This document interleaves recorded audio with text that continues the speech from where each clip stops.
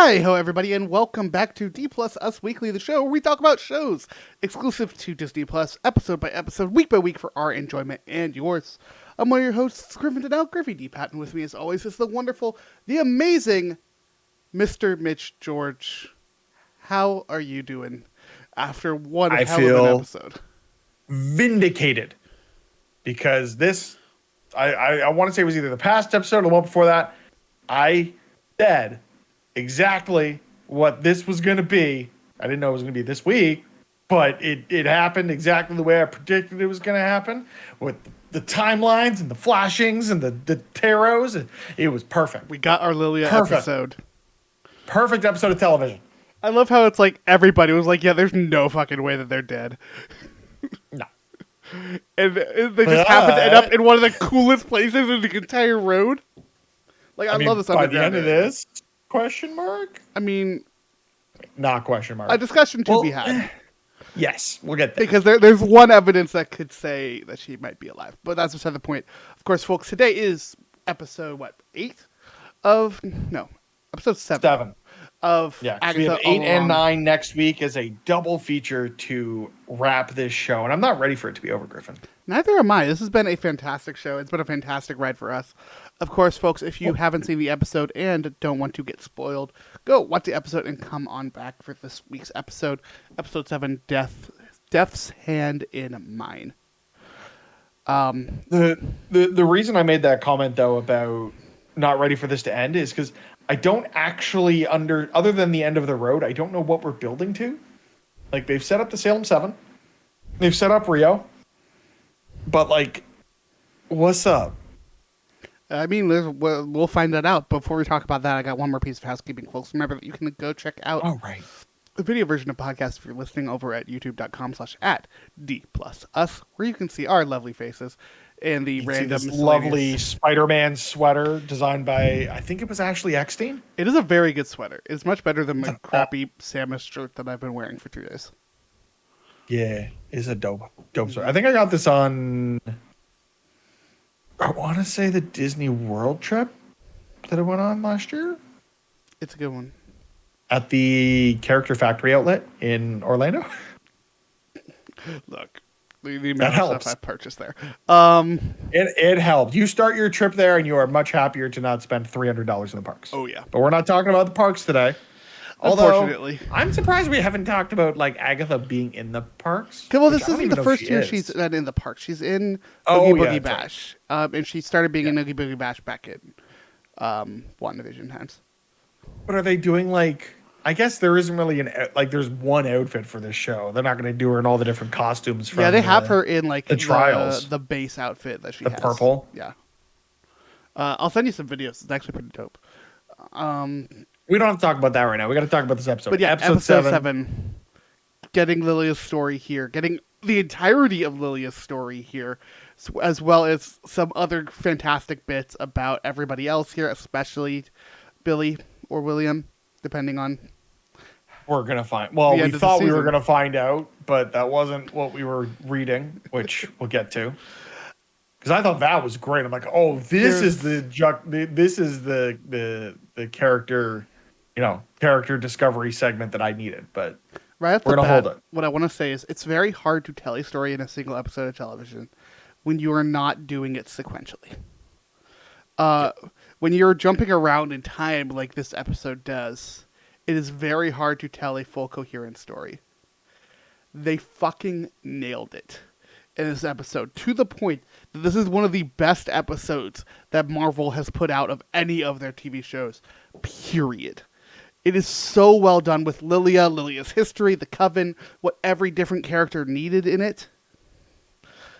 It is so perfect into both what the series is, what Lilia's character is, as well as just a fantastic episode of television. I love this episode so much. Yeah, I can't think of anything else Marvel Studios has done off the top of my head that tops this as an episode of television, which I think is really to the credit of Marvel Studios to change their storytelling approach when it comes to these shows. And we'll hopefully see more of that. We just got a date for Daredevil Born Again, right? Again. Yeah. The idea that it was originally an 18-episode season, got cut down to 9.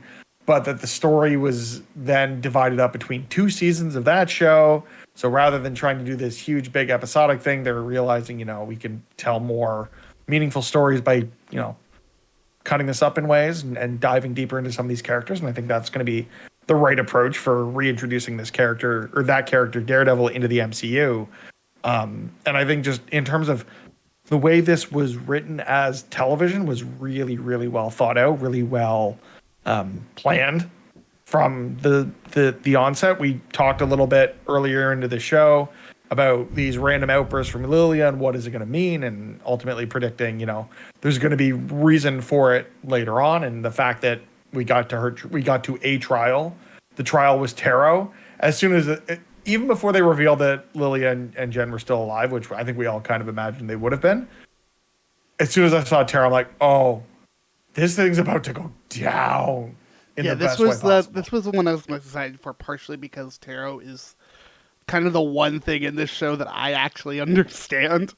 As someone who understands none of it, it was still just as captivating as you might think. There was a side of this though for me that was really great. We talk about like her slipping into different moments of the show throughout the last episodes, but there's something else in there that I had called out as something that I thought was just kind of fun character building, of her calling out like what would essentially be a tarot card for different situations throughout the show. And then for all of them to be a ton of sense, but for them to be the cards for her reading in this episode was such a payoff to such a tiny little thing that I was not expecting. So cool. Because I mean, we mentioned it in passing, the random tarot that she'd be talking about. It's like, it's her thing. She's divining, whatever. But for them to tie that into this show, and I mean, we predicted some of the things of like Alice Don't and things like that, of being flashbacks or flash forwards to different points in time in Lilia's journey. I just love the explanation that she gives to Jen of just like when she actually has her shit together. Like, everyone's experiencing time as linear. Linear time is just a concept. Time can be experienced in any way. Like, her journey does not end in this episode. And we see that after she falls. Well, after the tower is uprighted. Which I thought was really, really cool in the way that they presented that. Tower. Yeah, I loved a lot of that stuff for Lilia, and I think just her journey doesn't end because it flashes back to her in Italy, right? So it's the way she's experiencing this journey is incredible. Yeah, I feel like this was probably one of the most haunted characters in the show. All of these characters, don't get me wrong, have come into it with their own individual backstories and traumas and whatnot, but it felt like Lilia's was this much bigger one compared to a couple of the other characters. So to see how it was playing out this was just history. This was, you lost your family to a very basic disease that now would be easy to cure, but then impossible to survive. It's just the weight of all of that time that she has lived, to pair that with a character who is also slipping through time. I think it's just such a fascinating character to play with in both this and kind of just storytelling in general. Like, I have no words for how much I love this character now and how amazing Patti LuPone is. Patti LuPone is perfect in this role. I think like it had to have been written for her. Like, there's no one else I can envision being this character at this point. That being said, I do still have some criticisms about how they handled the end of the trial.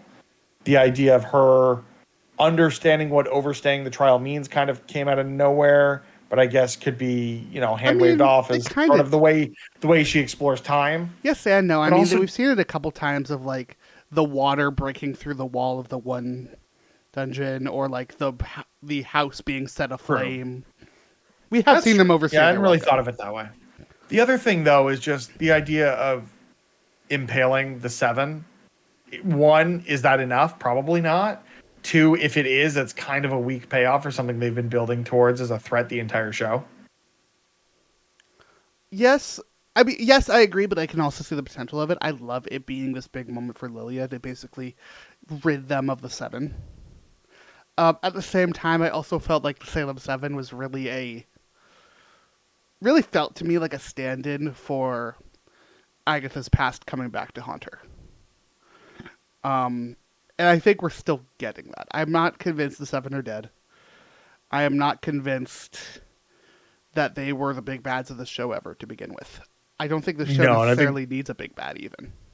I don't think it has a big bad, to be honest. Like it'll be interesting to see how they resolve the revelation that Rio is death, which nailed it, without seeing the leak. I so wish that wasn't spoiled for me. That would have been such an awesome reveal if I didn't know it ahead of time. It would have been like a what? But regardless, I don't think that's going to be resolved in a way that it's a conflict. I am surprised that she didn't show up at the end there.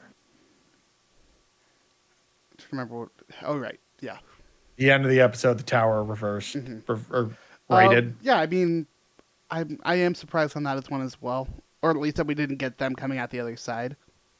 The thing is, I don't think we see that because it's something, again, same with her staying behind with Alice.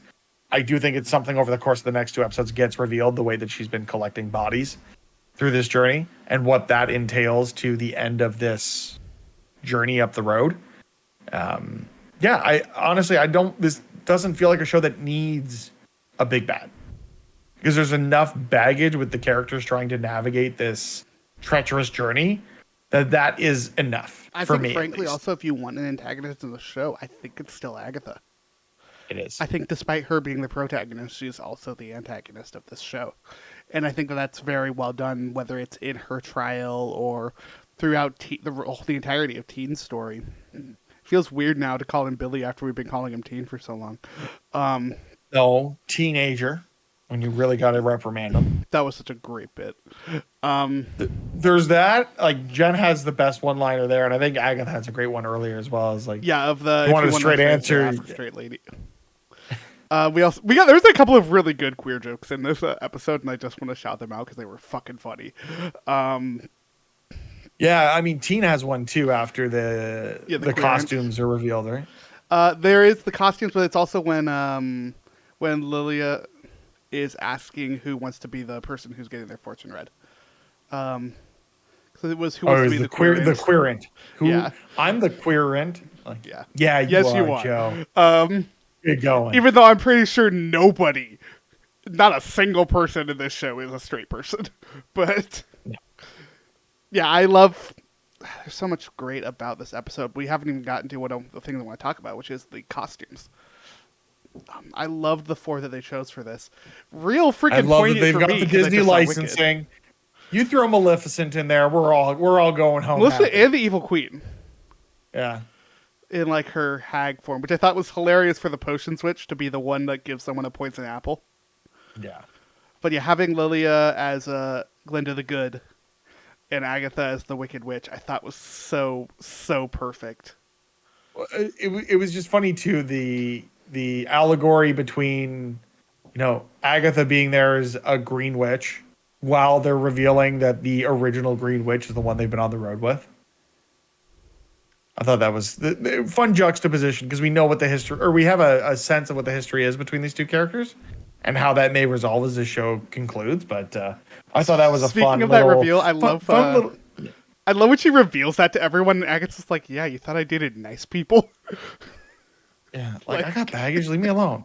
Like, I love Agatha so much. I love all of these characters so much. But we do have couple things we get to theorize on now.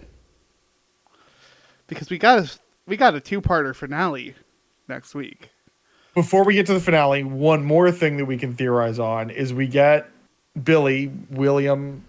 We'll call him Billiam. All right, we get Billiam. I hate that. Asking Agatha, "Is the Scarlet Witch alive?" Well, yeah. Or is she dead? Yes. No. Maybe. So like, there is really no conclusion to that story, and it's comics, so I don't see a future to the MCU where there isn't at the very least a Scarlet Witch cameo in Billiam's future. Mark my words, that's the end credit scene.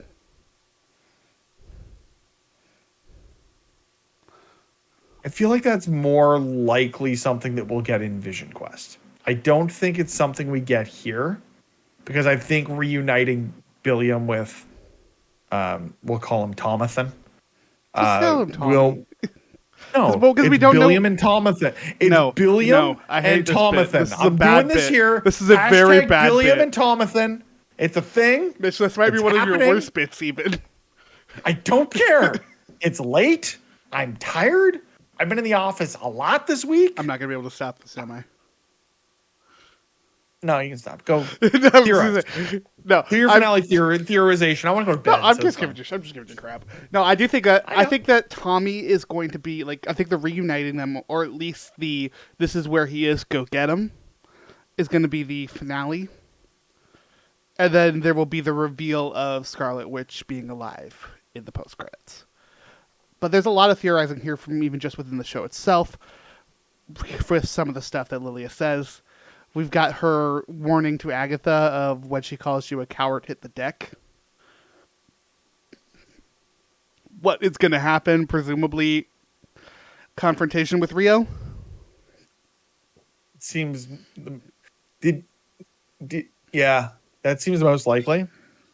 I also am curious how Nicholas Scratch plays into the two-part finale, because with the revelation of Rio's death, presumably based on their history and Rio confirming to Agatha that Nicholas Scratch is dead, or this boy is not your son, she is presumably the agent of Mephisto that claimed Nicholas when they made their deal with regards to the Darkhold. So does that play into the two-parter? I hope so. I think that would be really neat. Well, I think is it's she an challenging agent to of introduce a Mephisto? new character at that point, but I think it could be really cool. Is she an agent of Mephisto? Or is she just Oh, Death? oh, Like, I know Death in comic lore for Marvel isn't necessarily specifically related to Mephisto, because there's many a god of death when it comes to the Marvel Universe, comics-wise. So, I'm curious how, if Mephisto plays into any of this, if how Nicholas Scratch is involved, what is all of this going to mean for Billy? What got me interested this week, though... Ilium. I'm not... I refuse to say it.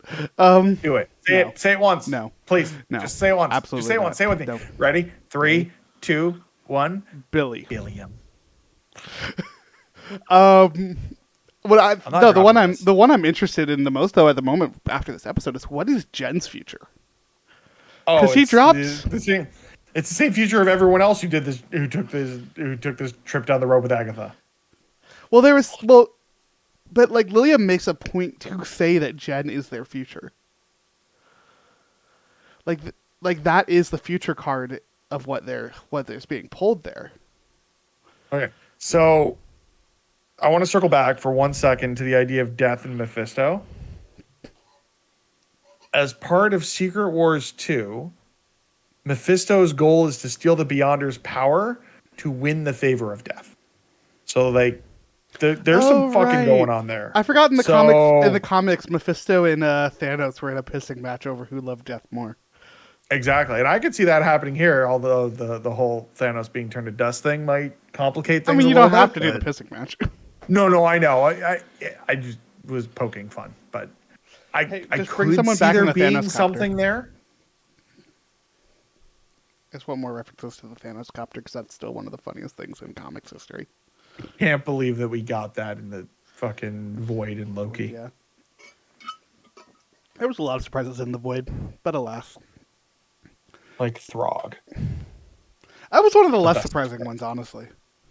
It's still my favorite. Yeah, I love where the show's going. I have no idea where the show is going to go for its finale.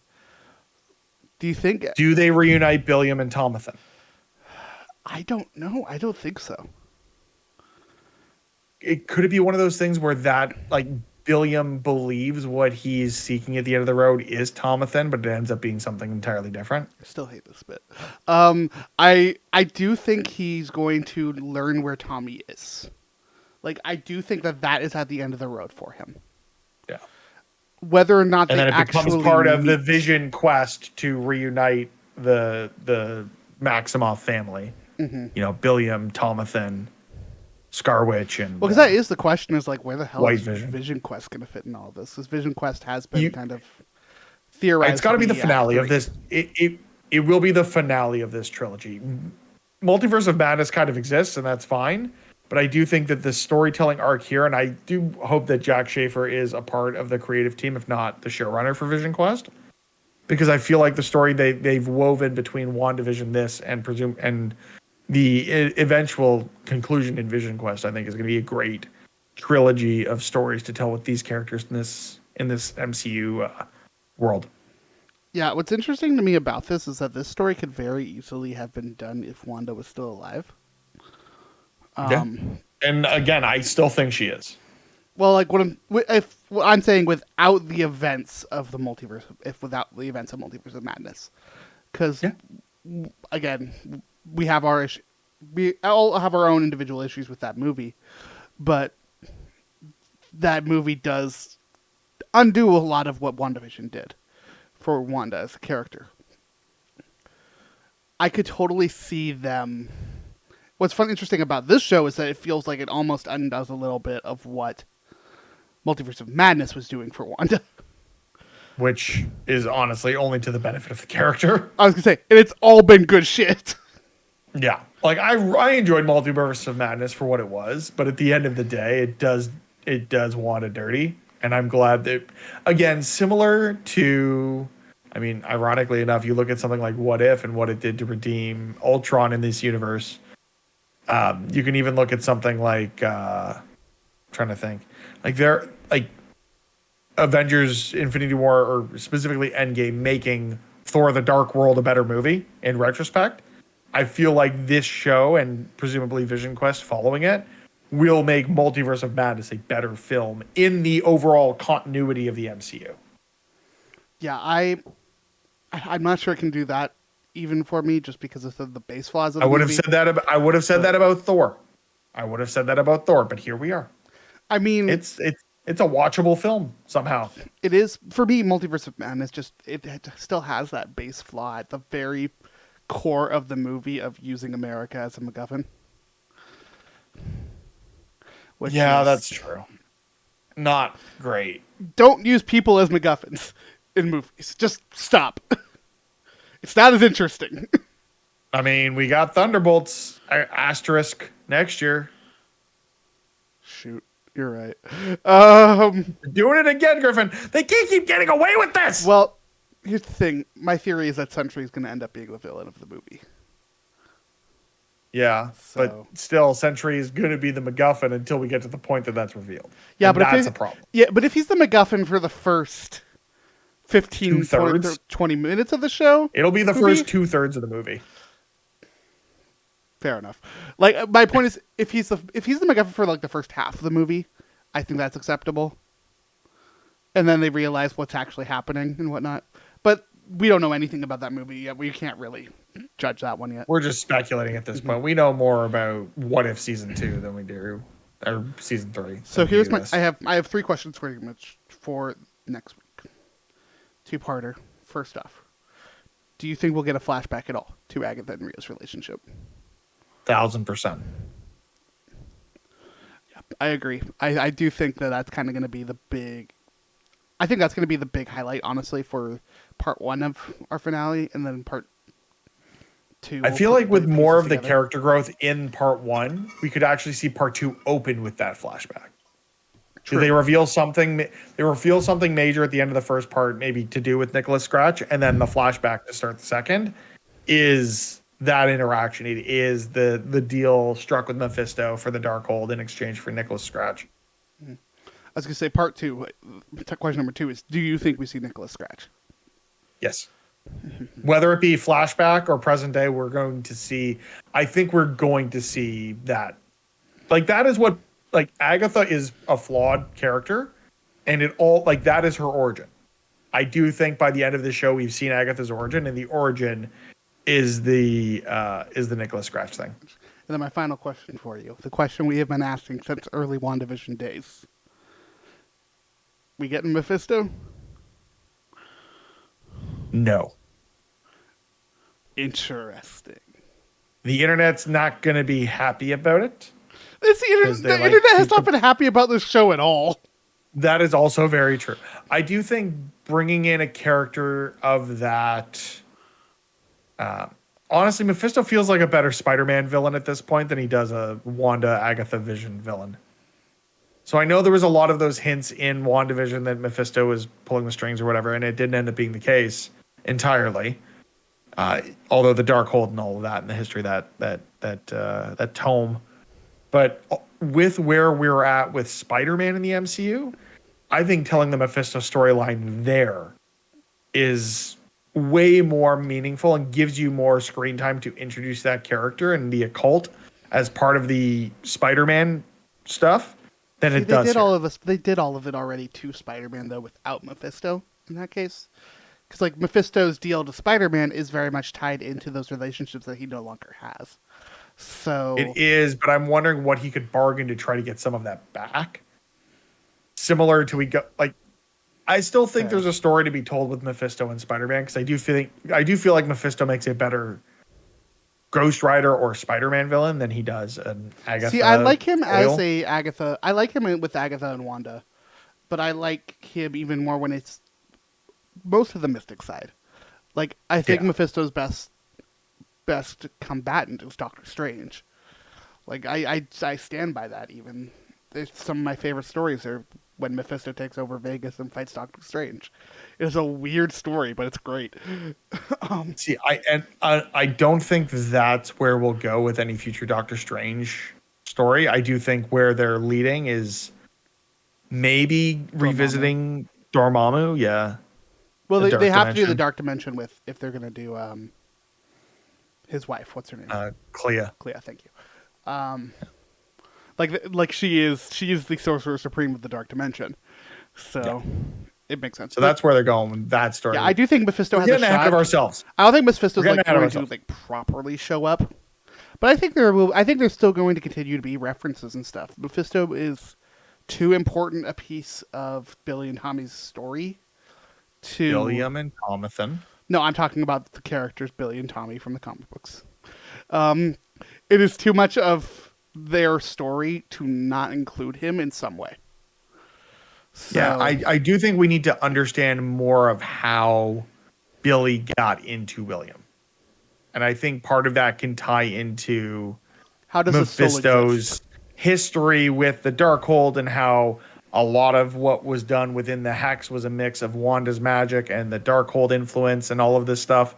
I feel like that's all got to tie together towards the end. And whether that be Mephisto proper, Nicholas Scratch is an agent of Mephisto, death and how that ties into it. I do think we see some additional thing there that ties the occult into what is ultimately the question that's asked in this episode. Is he Billy or is he William? Yeah, I think there's that question. To which the answer is he is Billiam. Again, no. I think there's that question though for Billy of like, how does this soul exist? Because Wanda's powers are very clear. She cannot create. She can only repurpose. So right. So that had to come from somewhere. And my suspicion is it came from the Darkhold because the Darkhold was in this spell, right? Mm-hmm. So again, that ties it back to Mephisto, and a way for them to. It's a way for them to frame the original origin of Billy and Tommy's souls in the comics and adapt it for what the story they've been trying to tell with these characters in the MCU. I think it's going to be really cool. No, yeah, I think it was really weird in the comics. I think this is a way to make it feel more real, more grounded. Well, yeah, there was a lot of issues with the comics, but that is a whole other conversation for another time. We don't have enough time to dive into the issues with Marvel Comics, all right? Yeah, especially that age of Marvel Comics. But that's another conversation, Mitch. Finale next week. I'm not ready. We'll be here for it. I know. We'll be here doing an episode. Very excited. Probably not recording on Wednesday. Halloween. Will we do it Wednesday night at like 11:30 p.m. my time? Maybe. It's that or Halloween. Or late. Yeah, we're having friends over on Halloween. I got to give out candy. So if we're going to do that, it might be later. But maybe I'll be in costume. I'll pull out my costume. Yeah, but you don't... Oh, we should... You know what we should do? We should do costumes for Haunted Mansion. This is a conversation. Our next episode is going to be Haunted Mansion. I was going to say, this is a conversation off camera. Mitch, when people want to keep up with us... We're still recording. Where can people find us? D plus us, search it on Google, find it on YouTube, comment, like, share, tell your grandma. We're here to hang out, have fun, have a good time. We appreciate y'all being here and staying with us through the end of this one. I haven't Through the end of Googled this it show. before. I gotta do that. Oh, that's probably a bad idea. No, just the podcast, not us. Just make sure it leads to the right places. It does. Okay, great. Oh. I don't actually know. If I Google myself, does my website come up? I don't know how the SEO works there. Okay, folks, they're gonna wrap this up. Of course, yeah, go check out the other stuff everywhere. Go check out the regular show. There will be a new episode up soon, all about the Haunted Mansion, the new one, not the bad one. And we will see y'all in the next episode. But until then, have a magical day. My website isn't even on the first page. Oh, that sucks.